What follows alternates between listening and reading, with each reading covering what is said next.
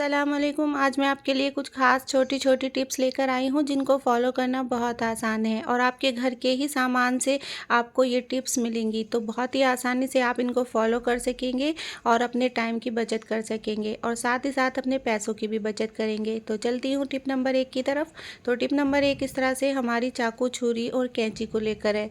तो अक्सर क्या होता है, जब हम चाकू, छुरी को यूज़ करते हैं तो इनकी धार थोड़ी कम हो जाती है, ये तेज़ नहीं चलती। तो इसको तेज़ करने का तरीका बताऊंगी। तो इस तरह से देखिए, मैंने यहाँ पर रेगमाल लिया है।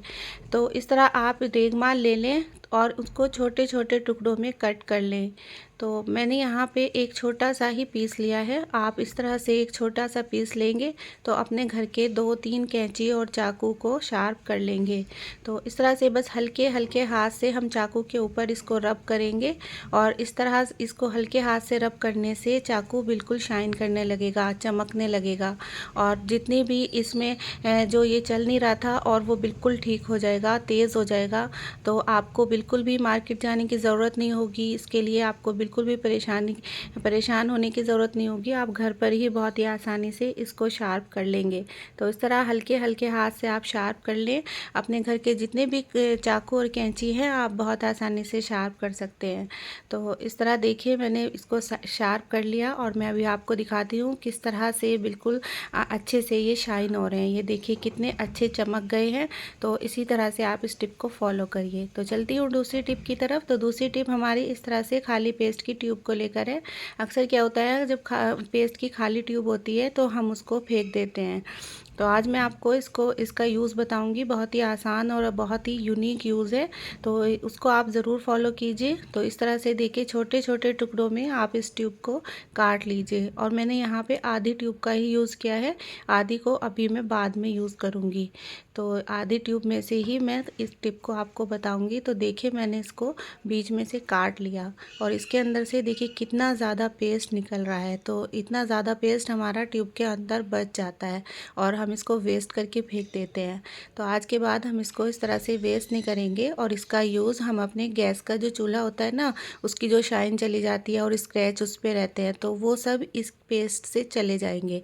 तो हम इसका यूज़ करेंगे गैस के चूल्हे पे और गैस का चूल्हा मैं इससे आपको साफ़ करके दिखाऊंगी। बहुत ही आसानी से हम गैस के चूल्हे को साफ़ कर लेंगे। इससे गैस के चूल्हे के ऊपर कोई भी स्क्रैच नहीं होंगे और जिसका ये शीशे वाला जो चूल्हा होता है, इस पर तो बिल्कुल भी स्क्रैच नहीं दिखाई देंगे, एकदम नए की तरह हो जाएगा। तो बस हल्के हल्के हाथ से आपको इसको रब करना है। इससे इसकी जितनी भी शाइन होगी ना, सब वापस आ जाएगी। और जितना भी हम इस पर तेल डल जाता है ना, खाना बनाते हुए तेल डल जाता है या कोई भी चिकनी चीज़ डल जाती है, वो बहुत आसानी से साफ़ नहीं होती और वो निशान पकड़ लेता है शीशा। तो इसकी मदद से बिल्कुल साफ़ हो जाएगी और अब हम इसका भी यूज़ कर लेंगे। इसका यूज़ मैं वॉश बेसिन को साफ़ करने में कर लूँगी, इसको भी अभी वेस्ट नहीं फेंकूँगी। तो देखिए, मैं इसको आपको साफ़ करके दिखाती हूँ। तो देखिए कितनी आसानी से और कितनी जल्दी मैंने इसको साफ़ कर लिया। बहुत ही बहुत ही अच्छा रिज़ल्ट होता है इसका। आप ख़ुद देखेंगे कि कितना अच्छा रिज़ल्ट है, आप हैरान रह जाएंगे इसका रिज़ल्ट देख करके। बहुत ही अच्छी और बहुत ही यूनिक टिप है और आपके जो वेस्ट सामान है उसी से इसको मैंने देखिए कितना क्लीन कर लिया है। जो हमारे घर में वेस्ट पड़े रहते हैं और उनको हम ऐसे ही फेंकते हैं, लेकिन आज के बाद हम उनको नहीं फेंकेंगे और इस तरह से अपने चूल्हे को हम क्लीन कर लेंगे। इससे हमें देखने में भी अच्छा लगेगा और हमारा काम भी आसान हो जाएगा। हमें किसी भी दिक्कत का सामना नहीं करना पड़ेगा, साथ ही साथ हमारे पैसों की भी बचत होगी। तो इस तरह से आप इसको फॉलो कर लिए और मुझे ज़रूर बताइए आपको ये टिप कैसी लगी। और अगर अभी तक आपने मेरा चैनल सब्सक्राइब नहीं किया तो प्लीज़ मेरे चैनल को सब्सक्राइब कर लें, वीडियो को लाइक कर दें और अपने दोस्तों में ज़रूर शेयर करें।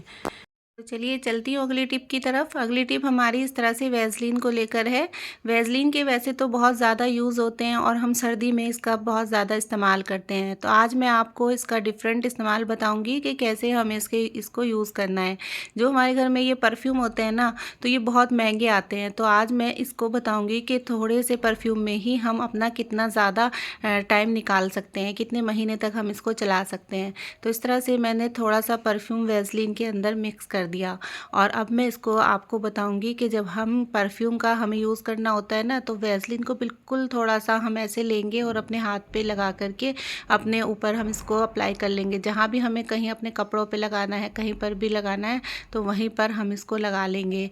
इससे क्या होगा, आपका परफ्यूम की बचत होगी और आपकी जो वैसलीन वेस्ट हो जाती है उसका भी यूज़ हो जाएगा। आई होप कि आपको ये टिप पसंद आई होगी।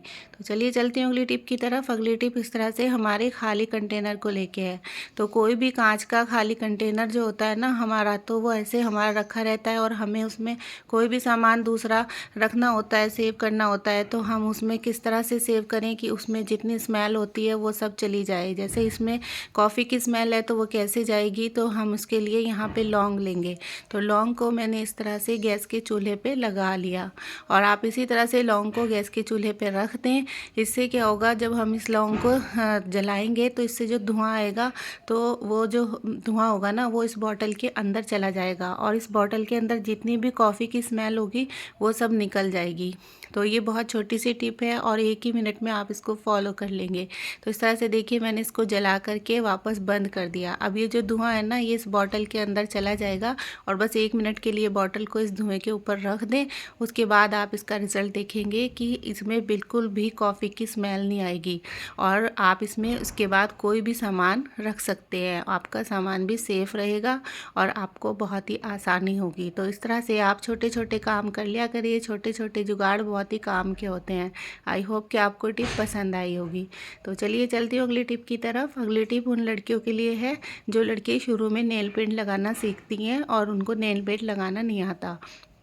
नेल पेंट लगाने में उनको काफ़ी वक्त लगता है। तो इस तरह से कोई भी एक छोटा सा क्लिप ले लें और अपने फिंगर पे इस तरह से उसको नीचे की साइड से लगा दें। इससे क्या होगा, जो आपका नेल होगा ना वो ऊपर को हो जाएगा और जो आपका ये फिंगर का जो ये खाल होती है नीचे की साइड हो जाएगी। तो आप इस तरह से नेल पेंट को अपनी फिंगर पे बहुत ही आसानी से लगा सकते हैं। इससे इधर उधर नेल पेंट नहीं लगेगा और बिल्कुल नेल के ऊपर ही लगेगा। तो इससे आपको बिल्कुल भी दिक्कत नहीं होगी और उन लड़कियों को जो शुरू में नेल पेंट लगाना सीखती हैं बहुत ही आसानी से नेल पेंट को लगा लेंगी। तो इस तरह से आप अपने घर में छोटे छोटे से जुगाड़ ज़रूर किया करिए। तो देखिए मैंने नेल पेंट लगा लिया। ये लाइट कलर का नेल पेंट है तो आपको ज़्यादा दिखाई नहीं दे रहा है, लेकिन बहुत ही आसानी से नेल पेंट लग जाता है। तो इस तरह से आप इस छोटी सी टिप को ज़रूर फॉलो कीजिए। उम्मीद है कि आपको टिप पसंद आई होगी। तो चलिए चलती हूँ अगली टिप की तरफ। अगली टिप इस तरह से टॉयलेट पेपर को लेके है। टॉयलेट पेपर का ये जो अंदर का पीस होता है ना, ये बहुत यूज़फुल होता है और हम इसको अक्सर वेस्ट समझ के ही फेंक देते हैं। तो आज मैं इसका बहुत ही यूनिक यूज़ बताऊंगी जो आपके बहुत काम आने वाला है और आपकी मुश्किल को आसान कर देगा। तो इस तरह से देखिए मैंने यहाँ पर जूते लिए हैं, जो डेली वेयर में हम जूते पहनते हैं वही जूते हैं। तो इस तरह मैं इस पार्ट के ऊपर ये परफ्यूम को डाल दूँगी। इससे क्या होगा, मैं इसको अपने जूते के अंदर लगा दूंगी और इस तरह से जूते के अंदर लगा करके रख दूंगी और उसके बाद जब हम जूते पहनेंगे तो जूते में कभी भी गंदी स्मेल नहीं आएगी। और जो जूते में बार बार गंदी स्मेल आती है ना और पूरे घर को गंदा कर देती है या जहाँ पे भी हम जाते हैं वहाँ पे भी गंदी स्मेल आती है, तो हमें वहाँ पे नर्वस होना पड़ता है। तो इस तरह से आप इस प्रॉब्लम को सॉल्व कर सकते हैं। आई होप कि आपको ये टिप पसंद आई होगी। तो अगर आपको मेरी कोई भी टिप पसंद आई हो तो प्लीज़ मेरे चैनल को सब्सक्राइब करिए और मेरे चैनल पे बने रहिए और वीडियो को लाइक करिए, अपने दोस्तों में ज़रूर शेयर करिए। और चलती हूँ इंशाल्लाह, फिर लौट के आऊँगी एक नई वीडियो के साथ। तब तक के लिए अल्लाह हाफिज़।